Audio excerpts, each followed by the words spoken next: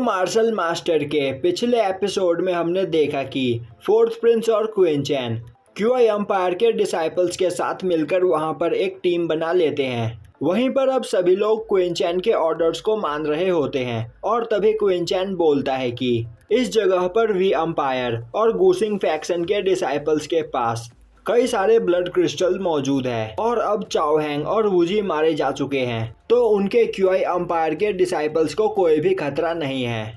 यह सुनते ही जिसुन बोलती है तो फिर हमें वी एम्पायर और गूसिंग फैक्शन के डिसाइपल्स पर अटैक करके उनसे सभी ब्लड क्रिस्टल छीन लेना चाहिए। दूसरी ओर एक कैंप के अंदर एल्डर ली और यू चिहेंग आपस में बात कर रहे होते हैं कि आज के दिन इस जगह पर उनका एक भी डिसाइपल नहीं मारा गया है, यह उनके लिए एक अच्छी बात है। तभी एक सोल्जर उनके पास भागता हुआ आकर उनसे कुछ बोलता है। अब वह दोनों बाहर जाकर देखते हैं तो उस जगह पर वी एम्पायर और गूसिंग फैक्शन के 60 से 70 लोग एक साथ एलिमिनेट हो चुके होते हैं। अब हमें दिखाया जाता है कि क्वीन चैन और उसके सभी साथियों ने वी एम्पायर और गूसिंग फैक्शन के लोगों पर अटैक कर दिया होता है। वहीं से एक जगह से खड़ा होकर एक पर्सन क्वीन चैन को देख रहा होता है, जो क्वीन चैन के उसकी ओर देखते ही वहां से भाग जाता है। अब उन सभी लोगों का टेस्ट का टाइम खत्म हो जाता है, जिसके बाद वह सभी लोग उस माउंटेन से बाहर निकलकर आने लगते हैं। अब उन सभी को आता हुआ देखकर यानबाई सोच रहा होता है कि इस कंपटीशन में क्यूआई एम्पायर के 2000 से ज़्यादा डिसाइपल्स ने पार्टिसिपेट किया था और पहले ही दिन 600 से 700 डिसाइपल्स एलिमिनेट हो गए थे, तो पता नहीं इस बार कितने डिसाइपल्स पास होंगे। तभी लॉर्ड लिंगवू यानबाई के पास आकर उसे फोर्थ प्रिंस और प्रिंसेस को ढूंढने के लिए बोलता है और अब वहां पर सभी किंगडम के लोग अपने अपने एम्पायर के जीनियस को ढूंढने लगते हैं। तभी उस जगह पर लॉर्ड लिंगवू प्रिंसेस और क्वीन चैन को देखते हैं। अब यह देखकर यू चिहेंग और एल्डर लिंग काफ़ी ज़्यादा हैरान हो जाते हैं और सोचने लगते हैं कि आखिर यह दोनों अब तक जिंदा कैसे हैं। अब वहाँ पर एल्डर लिन और यू चिहेंग हर जगह चाओ हैंग और वूजी को ढूंढते हैं, पर वह दोनों उन्हें कहीं पर भी दिखाई नहीं दे रहे होते हैं, जिससे वह काफ़ी ज़्यादा परेशान हो जाते हैं और बोलने लगते हैं कि शायद इस जगह पर मौजूद फॉर्मेशन में ही कुछ गड़बड़ है। जिसके बाद वह फॉर्मेशन मास्टर लुओ के पास जाकर इस बारे में पूछते हैं। यह सुनते ही मास्टर लुओ एक डिवाइस में उन दोनों को ढूंढने की कोशिश करता है, पर उस माउंटेन पर जितने भी लोग जिंदा थे वह सभी वापस आ चुके थे। यह सुनते ही यू चिहेंग को चक्कर आने लगते हैं। वहीं मास्टर लुओ की बात पर एल्डर लिन को यकीन नहीं होता है, जिस पर मास्टर लुओ गुस्सा होते हुए बोलते हैं कि इस टेस्ट को करवाने वाले यहाँ पर सभी हाई लेवल मार्शल आर्टिस्ट हैं, तो तुम हम पर शक नहीं कर सकते हो। और जो भी लोग इस माउंटेन पर जिंदा थे वह सभी लोग सही सलामत वापस आ गए हैं। और तभी मास्टर लुओ पूछते हैं वैसे तुम किन्हें ढूंढ रहे हो, जिस पर वह दोनों चाओ हैंग और वूजी का नाम लेते हैं। और अब यह नाम सुनते ही मास्टर लुओ भी हैरान हो जाते हैं और अब यह सुनते ही सभी लोग वहां पर आपस में बात करने लगते हैं। तभी एक पर्सन आगे आता है और बोलता है कि मैंने टेस्ट के दौरान हाउ चैंग और वूजी की डेड बॉडी को देखा था। यह सुनते ही यू चिहेंग आगे बढ़ता है और बोलता है कि आखिर तुम यह क्या बोल रहे हो।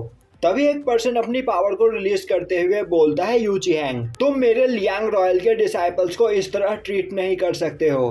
तभी यू चिहेंग बोलता है वी लुओ, क्या तुमने सुना नहीं? यह पर्सन बोल रहा है कि मास्टर हाउ चैंग मारे जा चुके हैं, आखिर यह कैसे पॉसिबल हो सकता है? और मैं बस यहाँ पर इससे पूरी जानकारी लेने की कोशिश कर रहा हूँ। तभी वी लुओ उस पर्सन से बोलता है ली वुसांग, आखिर तुम यहाँ पर क्या कहना चाहते हो, साफ साफ बताओ।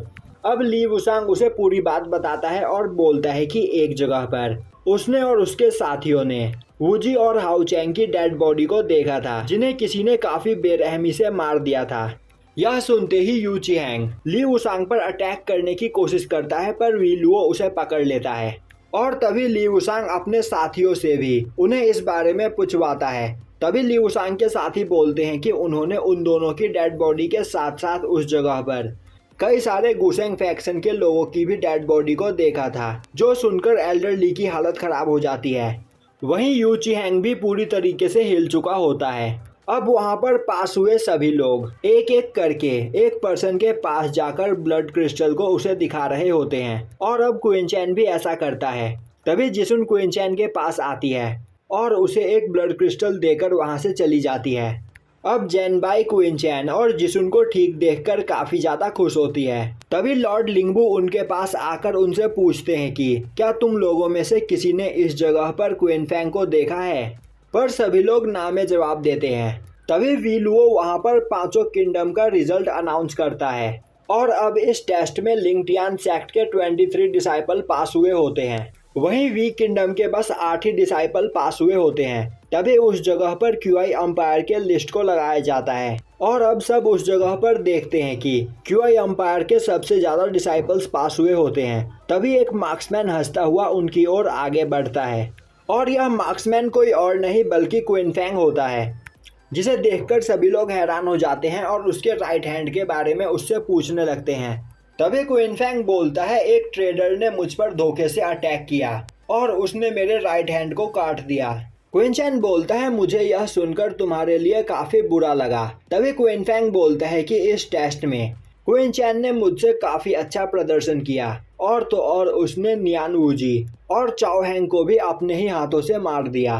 क्विनचैन, तुम सच में हमारे अंपायर के हीरो हो। यह सुनते ही प्रिंसेस जिसुन गुस्सा होने लगती है। वहीं यूची हैंग भी यह सुन लेता है और वह गुस्से में क्विनचैन पर अटैक कर देता है, पर तभी बीच में लॉर्ड लिंगवू आकर उसके अटैक को ब्लॉक कर देते हैं और अब यूची हैंग बोलता है, लिंगवू तुम मेरे रास्ते से हट जाओ। इस पर्सन ने चाओ हैंग को मारा है तो मैं इसे जिंदा नहीं छोड़ूंगा। तभी एल्डर लिंग भी आगे बढ़ता है और बोलता है कि इस लड़के ने हमारे गुसेंग फैक्शन के यंग मास्टर को जान से मार दिया, तो अब यह मुझसे बचकर कहीं नहीं जा सकता है। और अब वह गुस्से में क्विनचैन पर अटैक कर देता है। यह देखते ही यानबाई उसे रोकने की कोशिश करता है, पर एल्डर लिन उसी जगह पर यानबाई के हाथ को तोड़ देता है और उस पर अटैक करके उसे दूर फेंक देता है। अब क्विनचैन को खतरे में देखते ही वांग क्वेमिंग भी क्विनचैन को बचाने के लिए आगे आ जाता है। वहीं क्यूआई अंपायर के सभी डिसाइपल्स फाइट करने के लिए तैयार हो जाते हैं। यह देखकर एल्डर लिंग बोलता है, तुम लोगों को क्या लगता है कि तुम सभी लोग मिलकर मुझे यहाँ पर रोक सकते हो? तभी क्विनचैन सबको साइड करता हुआ आगे बढ़ता है और बोलता है कि मुझे किसी के भी हेल्प की कोई जरूरत नहीं, मैं इन सब चीज़ों से खुद निपट सकता हूँ। और उसी वक्त वहाँ पर काफ़ी तेजी से साओक्विन आकर एल्डर लीन पर अटैक कर देता है, जिसके अटैक से एल्डर लीन काफ़ी मुश्किल से बचता है। अब सभी लोग देखते हैं कि साओक्विन के ऊपर मास्टर यूनफैंग भी बैठे होते हैं और यहीं पर यह एपिसोड खत्म हो जाता है।